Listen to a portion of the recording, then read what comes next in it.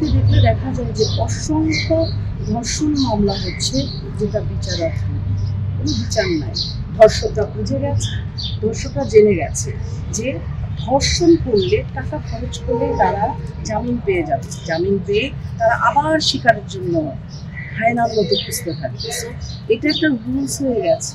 এটা আসলে আমি যেদিন প্রথম দেখেছি নিউজ পত্রে, আমি আমার কান্না থামাতে পারিনি। মানে আমার ঘরেও তো বাচ্চা আছে, আমি তখন আমার ছোট বাচ্চাটার কথা আমি ফিল করেছি যে এরকম ন্যাক্কারজনক ঘটনা কেন শিশু বাচ্চাদের উপর হবে। হ্যাঁ, এগুলি কেন হচ্ছে এটা কিন্তু দেখলে মানে অতীতে দেখলে দেখা যায় যে অসংখ্য ধর্ষণ মামলা হচ্ছে, যেটা বিচারাধীন, কোনো বিচার নাই।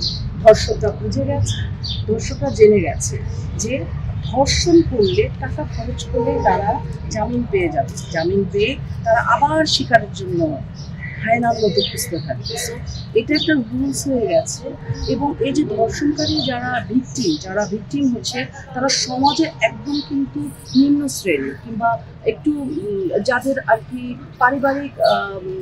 পারিবারিক বন্ধনটা ওরকম শক্ত জোরালো না, গার্জিয়ানের অভিভাবকের অভাব, যেটা বলতে চাই যে অসহায় অবলা নারীরা, শিশুরা এটার ভিকটিম হচ্ছে।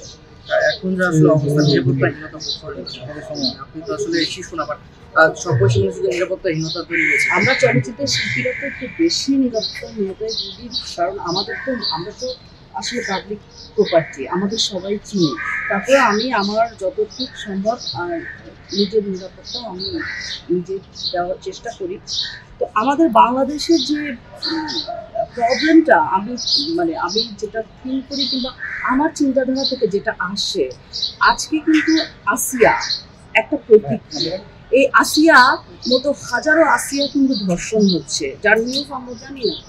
আজকে আসিয়া কেন ধর্ষণ হয়েছে, আসিয়া কেন ধর্ষণ হবে, এটার কিন্তু দায়ভার আমি কিছুটা ওই পরিবারকে দিব, ভিকটিমের পরিবারকে দিব। কেন দিব? 14 বছরের বড় বোন যখন শ্বশুর দ্বারা অ্যাবিউজ হয়েছে সেক্সুয়াল, সেই কথাটা কিন্তু সে তার মাকে বলেছে, যে ভয়ের চোখে সে কিন্তু বাসায় চলে গেছে, মায়ের কাছে বলেছে, বাবার কাছে বলেছে। কিন্তু তারা কি করেছে? সামাজিক দায়বদ্ধতার ভয়ে তারা আবার ভিকটিমকে বাসায় পাঠিয়ে দিয়েছে। ভিকটিম যাতে ভয় না পায়, সেজন্য তার সিকিউরিটি স্বরূপ ওই ছোট বাচ্চা আসিয়াকে দিয়েছে। মানে উনি যে মেয়ের মা, উনি কি একটু কল্পনা করলো না?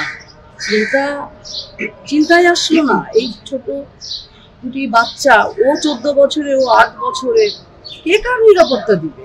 তো আমি আমার এই আপনাদের মাধ্যম দিয়ে বাংলাদেশের সকল জনগণকে বলবো, যারা পরিবারে যারা শিশু বাচ্চা আছে, বিশেষ করে মেয়ে সন্তান আছে, প্লিজ আপনারা আপনাদের সন্তানদের নিরাপত্তা দেন। আপনারা বাবা অনেক সময় বাইরের কাজে ব্যস্ত থাকে, যারা মারা আছে, আমি একজন মা, আমি সকল মায়েদেরকে হাত জোর করে বলছি, আপনারা আপনাদের শিশু সন্তানের নিরাপত্তা দেন। আর কেউ দিবে না আপনার সন্তানের নিরাপত্তা। আমাদের সাহস, অসংখ্য ধন্যবাদ আপনাদেরকে। আর এখানে আমরা একদিন অনুষ্ঠিত হয়েছে, প্ল্যানটা আমাদের সংগ্রহ করে হয়েছিল এই গ্রুপে।